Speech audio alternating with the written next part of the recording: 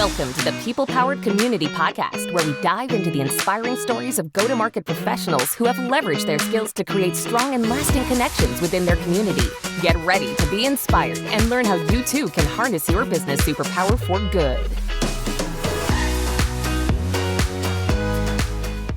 Hello and welcome to the People Powered Community Podcast. I'm your host, Leslie Greenwood, founder and CEO of Chief Evangelist Consulting, and we're live here with a new episode featuring the SVP of Marketing at 360 Insights. Please welcome to the show, Heather Margolis.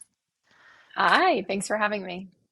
So awesome to have you here. It was such a chance meeting that we actually met at B2B MX because someone said my name and you're like, oh, hey. Yes, I recognize her from LinkedIn. Yeah. And we had a nice 30-minute conversation, got to know each other a little bit. And so I definitely wanted to have you on the show and hear a little bit about what you're doing, what your superpower is, and then talk a little bit about how that takes us into communities. So why don't we start with that? Let's talk about what you're doing now and kind of how you got there. And I'd love to hear a little bit about your founder story as well. Sure. So I am currently SVP of Marketing at 360 Insights. We're a channel incentive management platform. So we help companies incent their channel partners, their resellers, their dealers. But I came here by way of an acquisition. So I had started an agency 15 years ago called Channel Maven. And 360 really loved the expertise that we brought selling into the same market. And wanted me to run marketing while my Channel Maven team is now an agency with inside 360 Insights. Awesome. And then you had another startup as well that you decided to take on during COVID and during children? Yes. One of those moments where you pop out of bed at 2 a.m. and say to your very understanding husband, I'm going to start a software company. And he says, okay. And then I took a year. It was a great idea. I took a year to start Spark Your Channel, which was a platform that enabled partners to take a promo video and bookend it. So they could say, hi, this is partner XYZ. Check out this great content from Dell. And then reach out to me directly if you have any questions. I announced the product February 20th of 2020. And 3 weeks later, the entire world shut down. So I was raising money. I had customers who all of a sudden were putting budgets on hold. And selling a service business like Channel Maven is way easier than selling a software where the sales cycle is 6 months. You have to be SOC 2 compliant to work with some of the big names. As Channel Maven, we were working with these huge IT companies that when you introduce software, they're like, hang on, now you have to go through procurement and IT approvals and all of those things. So I think the end of 2020, I was like, I'm done, and went shopping for someone to acquire Spark Your Channel. And 360 Insights was super interested in that, but also wanted the Channel Maven agency and team to be part of their crew as well.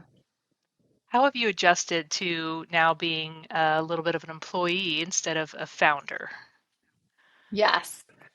I would say, the good parts are I don't wake up in a cold sweat worried about payroll or my P&L or, as a founder, you're doing sales and marketing and execution and HR and now I'm really able to focus on the marketing, specifically marketing, but also sales, which I love and it is part of what I had done as part of Channel Maven.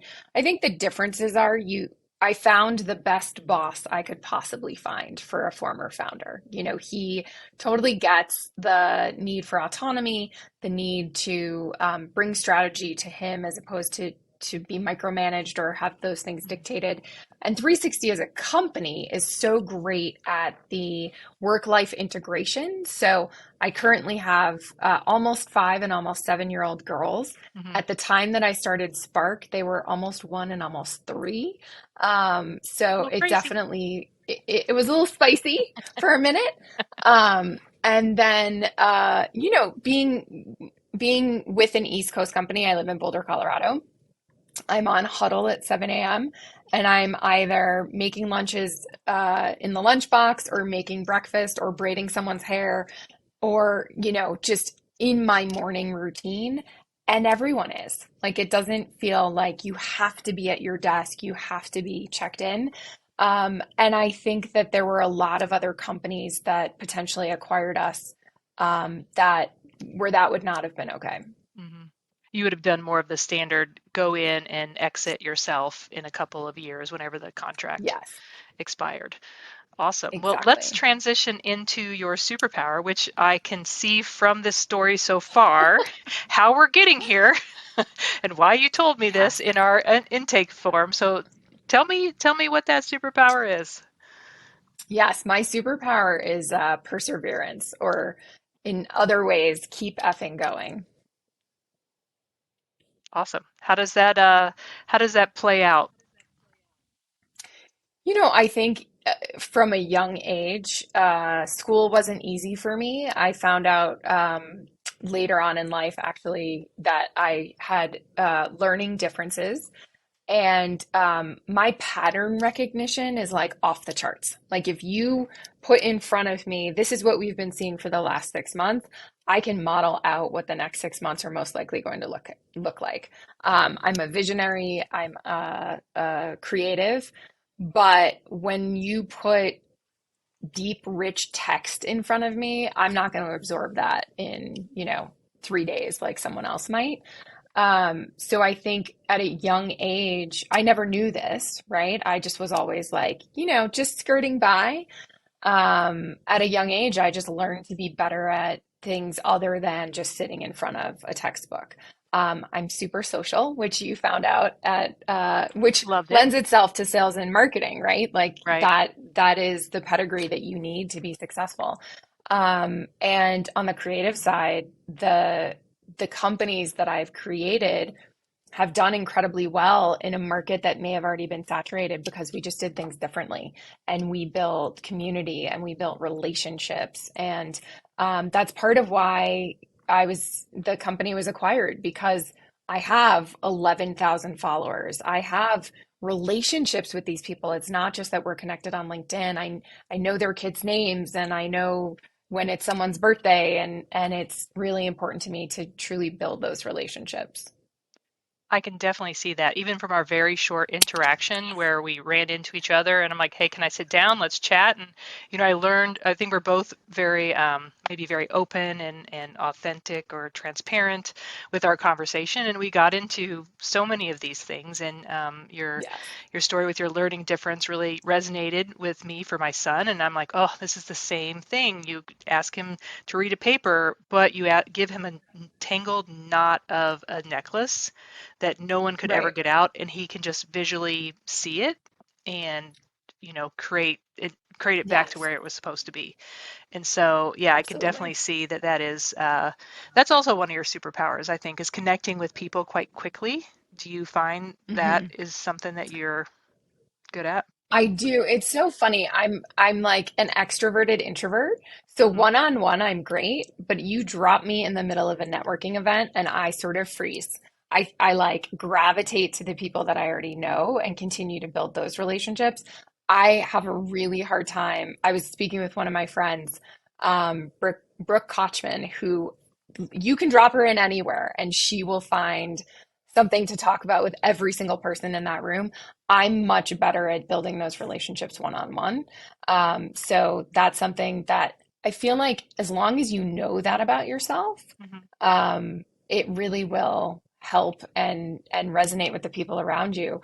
The perseverance piece of it too, a lot of the challenges that I faced. So I launched Spark Your Channel February of 2020. We found ourselves in the middle of the pandemic. um, a lot of the challenges that I faced were people around me, either family members who were on the East Coast when I was in Colorado, or team members. Everyone was going through something. Mhm. Um, and for someone like me who builds rich relationships, you feel that, right? Like I had family members who were sick or coworkers who were going through something really major And you feel every single one of those things. So perseverance really helps you see the forest through the trees, so to speak, and just make sure that you're constantly one foot in front of the other, and doing the best with what you're given. Yeah. So if you, I can see that definitely in your story. So now as you're in 360 Insights and maybe seems like from the outside, life is a little bit more smoother. How are you using that superpower and this next stage of your career? Yeah, I mean, did I mention I have 5 and 7 year olds? So just keep going. It's definitely, and nobody holds a mirror up to you as much as your kids, right? Like my 5 year old is fiery and determined and opinionated, and I get so frustrated. And then you look at her and you're like, oh, she's me. Like that is me as a 5 year old.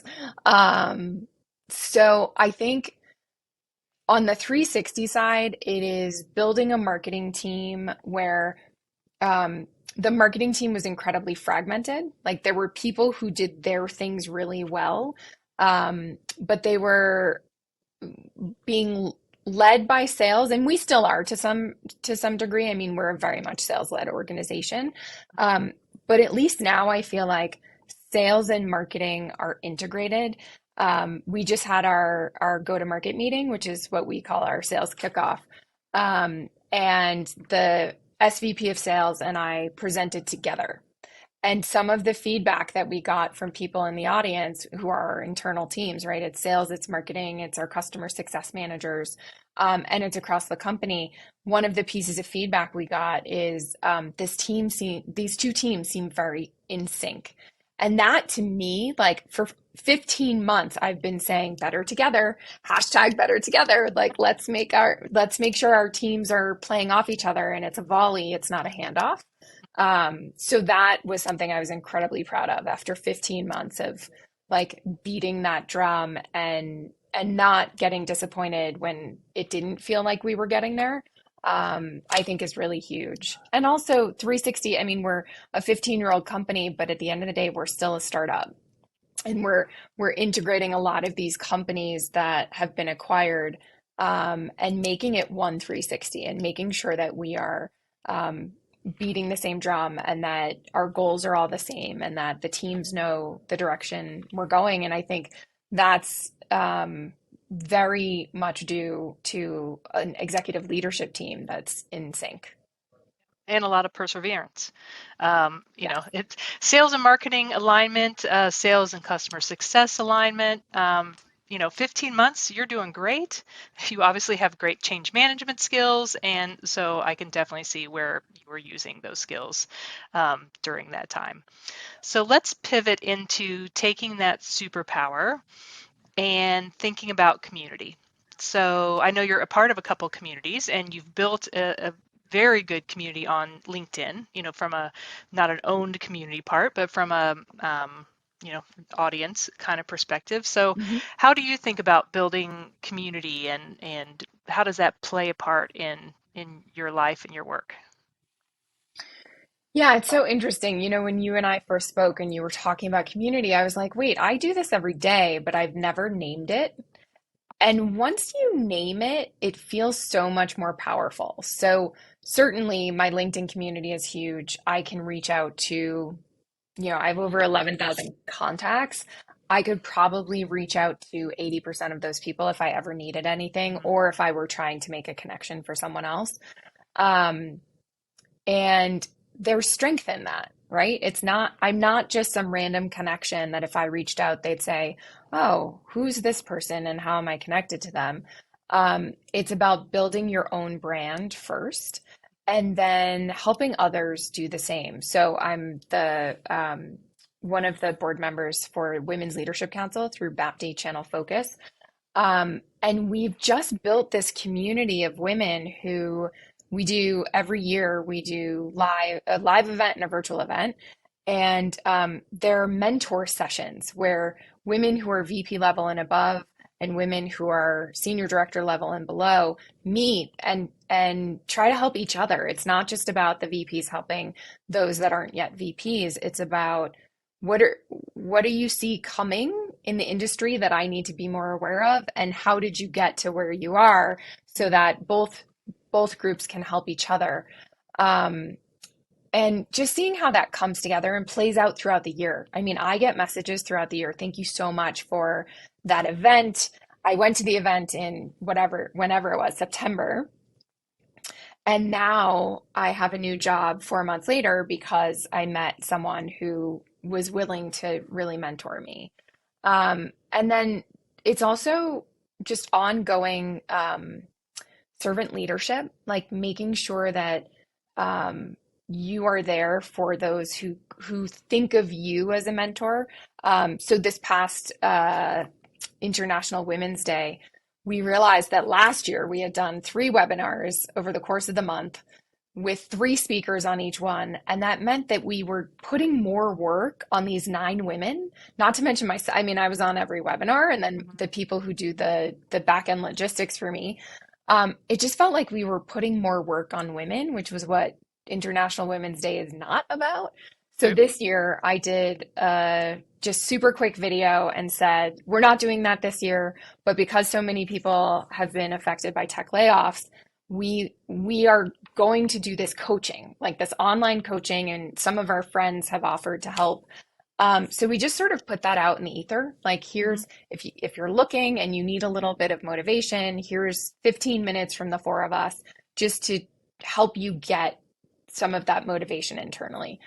And so many people have reached out to me and said, I'm looking, or I'm starting my own thing, and I'm having all these calls now with people, and I'm so excited at where they are in their journey, that it feeds my soul, but then it also enables them to. I spoke to a woman today who's where I was with Channel Maven 15 years ago. Like, Oh, wow. how do I get started? And I don't even have a website yet. And what do you use QuickBooks or another tool? Those calls make me so excited because it's been so long since I did that. But it really is building a sense of community around what other people need, not what you feel like you need, right? Yep. And there's, like you said, there's something so satisfying about making those connections, participating in someone's process. And even if it's just it's almost like a rah-rah session. Or Yeah. I've had people who have cried. They just had there was the freedom to cry that they've lost their job, and I can provide nothing but a listening ear. But those kind of things are really, really amazing. And when I think about what you just talked about, as we're going towards talking about building community, is this community evangelism. So each member of the community, not from the top, but from the ground up, turning them into evangelists, and then those people turn more people into evangelists. And really, one of the things that you're doing by doing all of this work within the community is you are creating evangelists for yourself, for your brand, and they'll tell someone else about you. And it just kind of shows that power of what one individual conversation can do, and how that can spread, much wider than what people think and always hear about unscalability and things like that. But like, your one call will probably touch 10 people. Right. I think, is it Maya Angelou who said, people will not remember what you do, they will not remember what you say, but they'll remember how you made them feel. And I think that's I've had people come up to me, especially around the sale of acquisition by 360, and say, you may not remember me, but 10 years ago, we had this really quick conversation, and here's what I'm doing now. And one, that makes me feel old, but 2, it makes me feel like what I've been doing and how I've been living. And yeah, it hasn't always been easy. That's the perseverance part, right? Like, I did a webinar during COVID there were a panel of us about it's okay to not be okay. And I wasn't okay. And like, I think it's important for people to see, I have this persona of being successful and being out there and being a thought leader. But to know that I'm struggling too, I think was really important to people. And that's part of I come by the perseverance, honestly. There are some people that I bet would have thrown in the towel a few years there, but it's really important to the community that I've built that I don't. Hmm. That's amazing. I love that. I think the guest I talked to this morning, Ravi Rajani, he talked about what is it called? I wrote it down. Unapologetic self-expression. Yes. And I'm like, okay, I like that. I wrote it. I mean, it's back on my board because I'm like, I'm going to remember that, and it's very much a little bit of what we've been talking about today. Yeah. So that's amazing.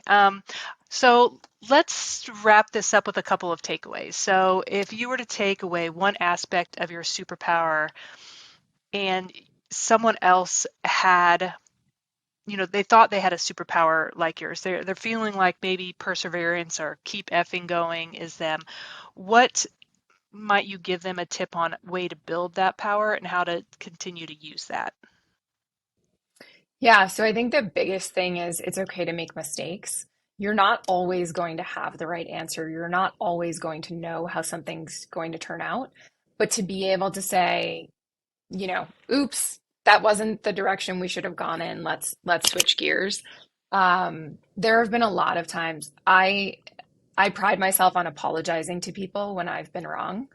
And I think that authenticity and vulnerability is super important if you're going to keep going, right? Otherwise, if you feel like you messed up, you'll stop. And Right. and that just is not what perseverance is all about.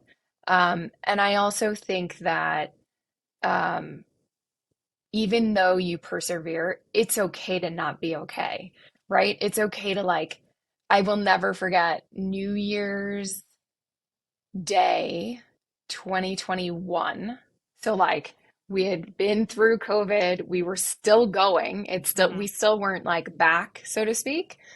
Um, I was still self-employed and I spent the entire day watching Schitt's Creek in bed, like in my pajamas in bed. And I'm not someone I bounce out of bed at 5 a.m. regardless of Oh, what's going on in my life. And my husband was like, "Are you okay?" And I was like, "Nope." And I'm taking a day. And on it must have been January 2nd because we had childcare. So it's not like my kids were running amok. hmm. But on January 3rd, I woke up at 5 a.m. and bounced out of bed. And I was, sometimes you need that reset. I am a huge advocate of self-care. So even though I have young kids and a really big job, I'll take a spa day whenever I need it, or I'll take a day where I'm I'm working until noon and then I'm going on a really big hike by myself. Hmm. So I think it's really important to identify, to name it, and to figure out what you need to sort of pull yourself out of that. I like that. I think the thing I'm taking away from that is you can persevere, but you're not at the what's the word I'm looking for? Not at the expense of your health, your mental health, etc. Yes. There's still places to have all of those normal feelings while still persevering. Yes. You're not always one person, right? You have different needs and different characteristics. And I think part of the reason that I have been able to persevere is that I have taken those Schitt's Creek in bed in pajamas all day days when I need them. Dan Levy can get me out of any funk. And I just think it's important for us to recognize that in others as well. Like if anyone in my team is like, you know what, I'm taking a mental health day. Perfect example. My kiddo, daylight savings time messes with my almost 5-year-old Hmm. so badly. Like she's the one who would sleep late if she could anyway. And last week was a really hard week for her. And Wednesday, I got a call from the teacher who said she's saying she doesn't feel well, but she's totally fine. And, she's a little low energy, but she doesn't have a fever. And I went to school and said to her, "Do you just feel icky today?" And she was like, "Yep." And I was like, "Welcome to your first mental health day. Like you can absolutely go home and do arts and crafts for the whole rest of the afternoon, but this is the last time we're doing this for a while." And she was like, "Yep." And the next morning she got out of bed and she went to school and she had a great day. There you go. Just one of our things we do as a family is everyone gets one mental health day per year. So you can skip Yeah. school once a year. And it's interesting when you have one, how they ration it. I'm like, well, it's fine if Yes. you don't want to go to school today. Do you want this to be your mental health day? Oh. Mm. No, I don't think Well, so. I'm like, I okay, might great. want that for when the weather's good. Yeah, I might want to do that a different day. So it's interesting. It's like having that bank account and always knowing it's there. Yeah. I think just provides a level of like comfort and stability to them to know that they can do that. Yes. So I love that. Well, Heather, this has been really such a terrific episode, and I appreciate you taking time to share your story and your superpower with me and our listeners. You My pleasure. can you can connect with Heather. One place is LinkedIn, and it's just Heather K. Margolis. I'll put it in the show notes. Where else do people Thank you. find you? Yeah, I mean, LinkedIn is probably the best place. You can also email me, hmargolis@360insights.com. Awesome. We'll add that in the show notes too. So thank you all for listening. If you are building out your community or thinking about building a community, you can always engage with me at Chief Evangelist Consulting. Information will be in the show notes, and look forward to connecting with you all. Thanks. That's all for today.